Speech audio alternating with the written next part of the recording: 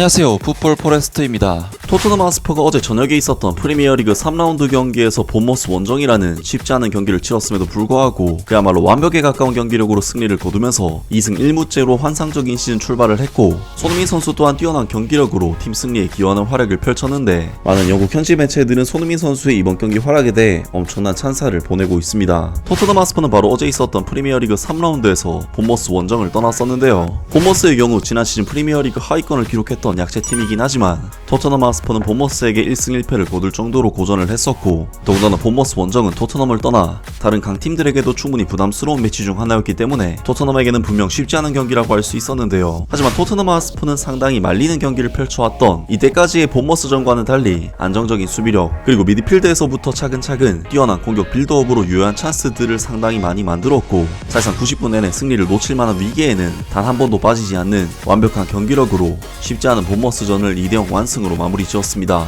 특히 오늘 경기에서는 제임스 메디슨 선수가 맨 오브 더 매치를 받을 정도로 뛰어난 활약을 펼친 경기였지만, 손흥민 선수의 활약 역시 최고의 활약이라고 평가할 수 있는 경기력을 보여줬는데, 손흥민 선수는 토트넘의 팀 동료 선수들에게 단독 프리 찬스만 2차례 떠먹여주는 패스로 찬스를 창출해냈고, 슈팅 2회, 찬스 메이킹 4회, 볼경합 6회 중 4회 승리 등 뛰어난 스태트를 기록하면서 평점 8점이라는 높은 평가를 부여받으면서 이번 경기를 마쳤습니다. 물론 손흥민 선수가 공격수로서 득점이나 공격 포인트를 직접적으로 기록하진 못했지만, 그럼에도 불구하고 평점이 8점이나 나왔다는 것은 그만큼 손흥민 선수의 경기력이 얼마나 뛰어났는지를 알 수 있게 해주는 대목이 아닐까 싶은데요. 손흥민 선수는 최근 들어 개인의 생각인지 팀에서의 주문인지는 모르겠지만, 자신이 직접 득점을 노리는 공격자 역할보다는 2선으로 빠져서 조력자 역할에 좀 더 특화된 플레이를 펼치고 있고, 이때까지 손흥민 선수가 맡았던 롤과는 전혀 다름에도 이를 굉장히 잘 수행해내고 있는데요. 토트넘으로서는 사실 프리미어리그 득점왕 피니셔인 손흥민 선수의 피니싱 능력을 좀 더 잘 살릴 필요가 있고, 그래서 손흥민 선수를 후반전에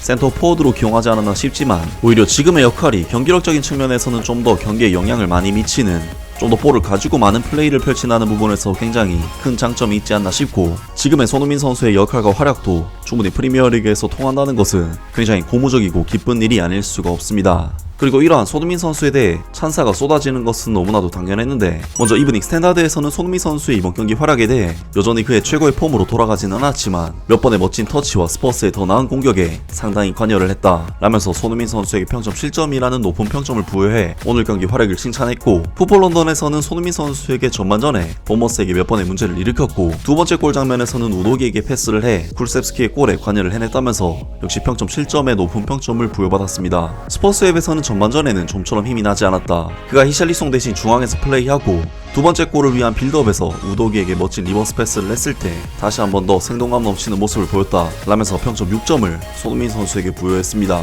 90minute.com에서는 활발하지만 여전히 그의 최고 수준에는 다소 부족해 보인다. 토트넘의 두 번째 골 장면 빌드업에서 우도기와 멋진 원투 패스를 보여줬다 라면서 이번에도 평점 6점을 손흥민 선수에게 부여했습니다. 결국 손흥민 선수에 대한 평가를 종합하자면 득점을 기록하진 못했고 공격 포인트도 기록하진 못했지만 공격수로서 팀의 공격과 득점에 있어 관여를 해냈기 때문에 충분히 조력자로서 좋은 역할을 했다, 팀 승리에 기여를 했다는 평가를 받았다고 할 수 있는데요. 손흥민 선수는 공격수로서 공격 포인트를 기록하지는 못한 경기였지만 확실히 탈장으로 인해 고생했던 지난 시즌과는 달리 몸 상태나 움직임 자체가 굉장히 가벼워진 것을 느낄 수 있는 경기였는데요. 토트넘 하스퍼의 팀 경기력 또한 콘테 감독 시절과는 완전히 다른 축구를 추구하고 있기 때문에 앞으로 손흥민 선수와 토트넘 하스퍼의 경기력도 계속해서 기대를 할 수 있을 것 같습니다. 아무튼 오늘 영상은 여기까지고요. 영상 재밌게 보셨다면 구독과 좋아요 그리고 댓글 부탁드립니다.